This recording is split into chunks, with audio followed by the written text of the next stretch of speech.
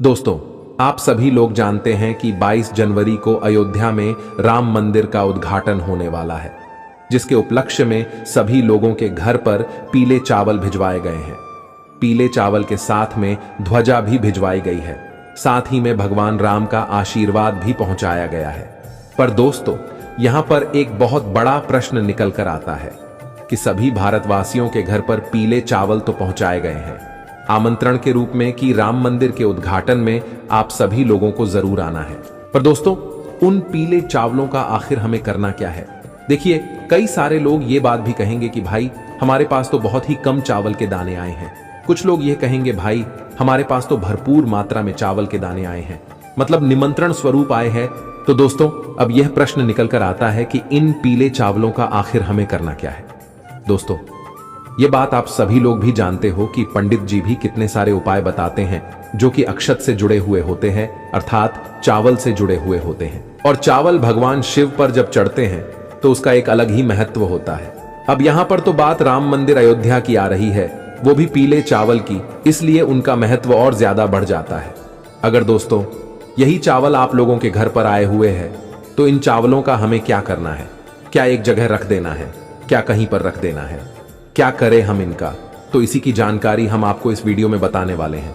और आप लोग भी गलती मत करना, ये चावल बहुत ही ज्यादा कीमती है।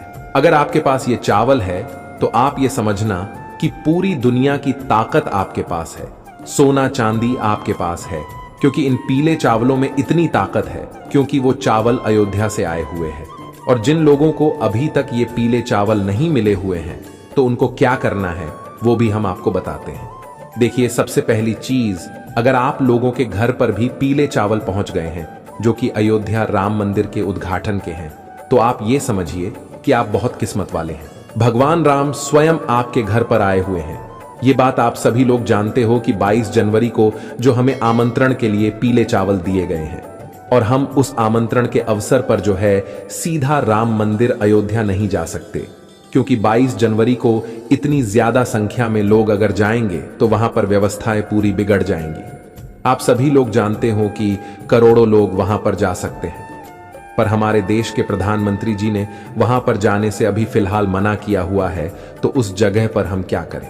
कई सारे लोगों ने इस बात को सुनकर ही अपने जाने के प्लान को कैंसिल किया है। तो उस जगह पर हम क्या करें? तो उसी जगह पर हमारे काम आते हैं यह पीले चावल।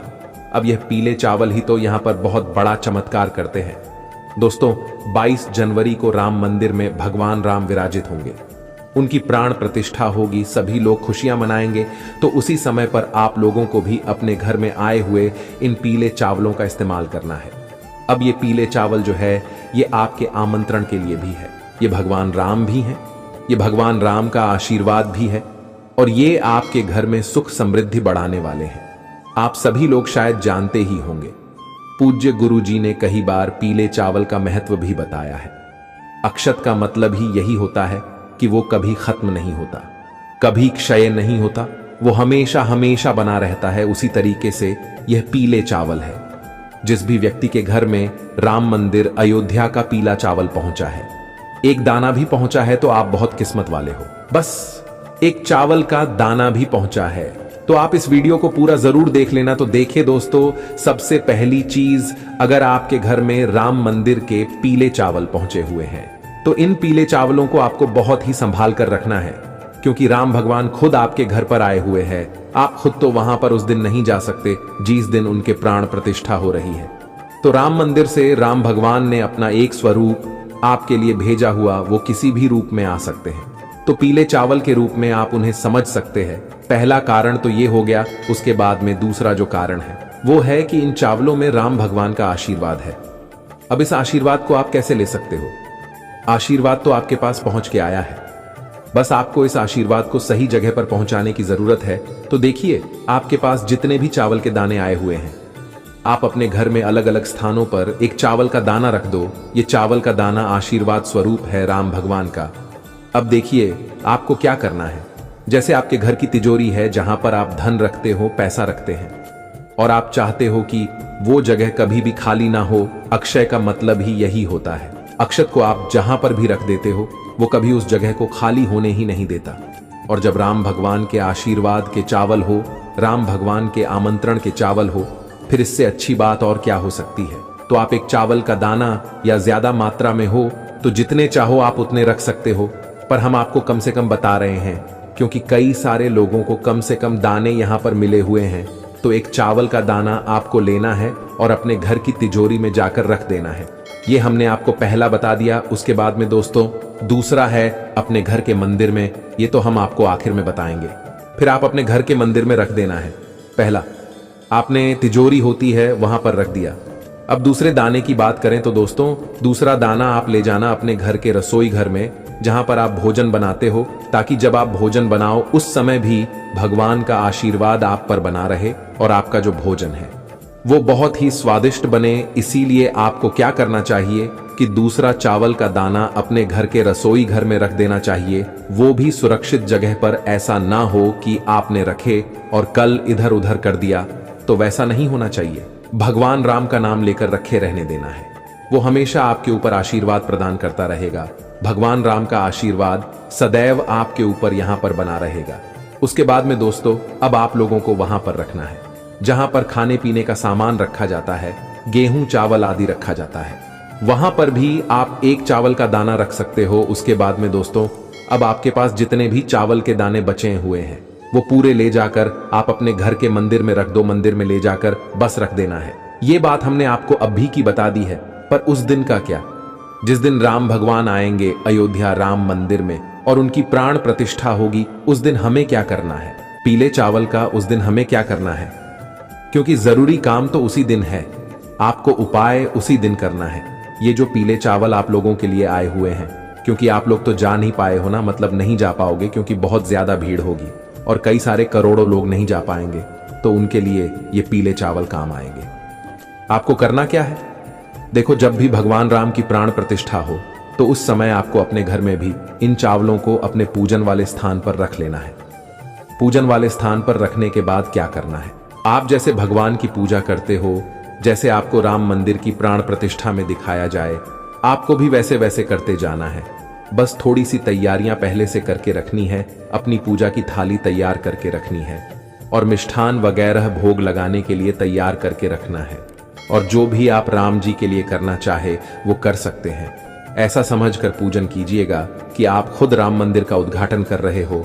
आप सभी लोग जानते हैं कि राम मंदिर का जो उद्घाटन होगा उसकी पूरी लाइव स्ट्रीमिंग आपको कहीं ना कहीं सोशल मीडिया पर मिल जाएगी। आपको मात्र करना यह है कि जब आप पूजन करने के लिए बैठो तो अपने चावलों को सामने रख लो। हो सके तो आप भगवान राम की माता सीता की और लक्ष्मण जी की एक तस्वीर अपने सामने रखकर पूजन करना, मतलब लाइव स्ट्रीमिंग से सीधा सीधा आप लोगों को दिखाया जाएगा। जैसे जैसे वहां पर पूजन कराते जाए वैसे वैसे आप भी करते जाना। जैसे ही मतलब विशेष रूप से उन चावलों को आप भगवान राम के पास में जरूर रखना, क्योंकि वही विशेष है, वही राम जी है, वही राम जी का आशीर्वाद है, वही सब कुछ है। अभी आपके पास राम जी खुद आपके घर उसी रूप में आए हुए हैं, तो आपको उन चावलों का विशेष रूप से पूजन करना है। राम जी को टीका लगाना है, लक्ष्मण जी को माता सीता को टीका लगाना है। अगर आप लोग मतलब मूर्ति वगैरह रखे हों या फोटो वगैरह रखी है, अगर नहीं भी है तो सिर्फ चावल की आप लोग पूजा कर सकते हो, कोई दिक्कत नहीं है। तो आप लोग पूजन करो, अच्छे मन और भाव से पूजन करो और उनसे प्रार्थना करो। जैसे ही आपकी पूजा हो जाती है उसके बाद में आपको इस दिन दीपक भी लगाने हैं, दीपदान भी करना है। किसके लिए करना है, भगवान राम के लिए करना है। दीपावली के दिन आप किस तरीके से दीपक लगाते हो, ठीक वैसे ही दोस्तों इस दिन भी आप लोगों को दीपावली मनानी है, क्योंकि राम जी आए हैं तो दीपावली तो मनाना बिल्कुल पक्का ही है। अब दीपावली हम लोग कैसे मनाएंगे, आप जैसे दीपावली के दिन लक्ष्मी पूजन करते हो रात्रि में, वैसे ही आप लोगों को राम की इस दिन रात्रि में पूजा करनी है। हम आपको कुछ ज्यादा बोझ नहीं दे रहे हैं, आपके मन से जैसा हो पाए आप वैसा करना, पर मन से करना। भगवान की कृपा अयोध्या से सीधा आपके ऊपर हो जाएगी। तो आप पहले पूजन करना, पूजन के बाद अब आप जो है पहले से दीपक तैयार करके रखना। कितने दीपक तैयार करोगे, देखो यहां पर कोई ऐसी विशेष बात नहीं है कि आपको इतने ही दीपक तैयार करने हैं। बस भगवान राम के लिए एक दीपक जरूर रखना जो कि गोल बाती का होगा, क्योंकि वो देवता हैं, इसलिए उनके लिए एक गोल बाती का दीपक होगा। और यहाँ पर आप शुद्ध देसी गाय का घी उपयोग करना, ठीक है। आपसे अगर हो सकता है तो आप पूजन के समय ही दीपक जला लें, एक मीडियम साइज का जो दीपक होता है। और दीपक जो आपको लेना है वो मिट्टी का लेना है, यहाँ पर आटे का दीपक मत लेना। दीपावली के दिन आप कौन सा दीपक लगाते हो? मिट्टी के दीपक लगाते हैं, तो यहाँ पर भी आपको मिट्टी का दीपक लेना है। भगवान राम के लिए शुद्ध देसी गाय का घी का दीपक ले लेना, सिर्फ उनके लिए, बाकी कुछ भले ही मत लेना। उनके लिए मात्र एक गोल बाती का घी का दीपक तैयार कर लेना और पूजन के समय, आरती के समय जलाकर उनके सामने रख देना। कपूर से भी उनकी आरती करना, कपूर भी उनके सामने जलाना है। उसके बाद में दोस्तों, अब आप लोगों को अपने घर पर कुछ विशेष स्थानों पर दीपक लगाने हैं। मतलब भगवान का पूजन करने के बाद में देखिए आपको क्या करना है, आपकी जितनी क्षमता हो उतने मिट्टी के दीपक लेना है और उन दीपकों में लंबी बाती का प्रयोग करना है। लंबी बाती रखकर आपके पास जो तेल हो वो उनके अंदर डाल देना है। अब देखिए विशेष रूप से हम कुछ स्थान बता रहे हैं, बाकी आपकी जो मर्जी हो आप उस जगह पर दीपक रख सकते हो। सबसे पहला स्थान है दोस्तों, आप अपने घर के रसोई घर में जाकर पहला दीपक रख दो, क्योंकि आपके पितरों के लिए भी हो जाएगा, आपके रसोई घर के लिए भी हो जाएगा। अगर आप पितरों के लिए अलग से रखना चाहते हो तो दक्षिण की तरफ बाती का मुख करके रखना, क्योंकि दक्षिण की तरफ ही बाती का मुख करके पितरों के लिए रखा जाता है। दूसरे दीपक की बात करें तो वो आप लोग अपने घर में जो तुलसी मैया होगी उनके लिए रख देना। तीसरे दीपक की बात करें तो दोस्तों, ये आपको अपने घर के मुख्य द्वार पर रखना है, जो आपका मेन गेट है वहां पर रखना है। और दोस्तों चौथा दीपक भी आपको अपने घर के मुख्य द्वार पर ही रखना है, मतलब कि दोनों तरफ आपके दीपक रखे होने चाहिए, एक साइड नहीं, दोनों तरफ रखे होने चाहिए। और पांचवा दीपक आप अपने घर में ही अच्छी सी जगह देखकर रख दीजिएगा, क्योंकि उस दिन कहीं पर भी अंधेरा नहीं होना चाहिए, इस बात का आप लोगों को ध्यान रखना है। बस दोस्तों, यहां पर यह आपकी पूजन विधि पूरी हो जाती है। भगवान राम उनके स्वागत के लिए हम यहां पर पूरी तैयारी कर चुके हैं। इसके बाद में दोस्तों, अगर आपको आतिशबाजी करनी होती है तो बिल्कुल आप कर सकते हैं, क्योंकि भगवान राम आए हैं तो वहीं उनके स्वागत के लिए आप लोग जितना ज्यादा खुशी मनाओगे, उनकी भी कृपा आपके ऊपर उतनी ही ज्यादा होगी। अब आपने जिन चावल का पूजन किया है वो चावल हमेशा आप अपने पास सुरक्षित रखना, उन्हें संभाल कर रखना है, क्योंकि वो भगवान का आशीर्वाद है, आपके पास सदैव बना रहेगा अक्षत के रूप में। बस दोस्तों, यही जानकारी हम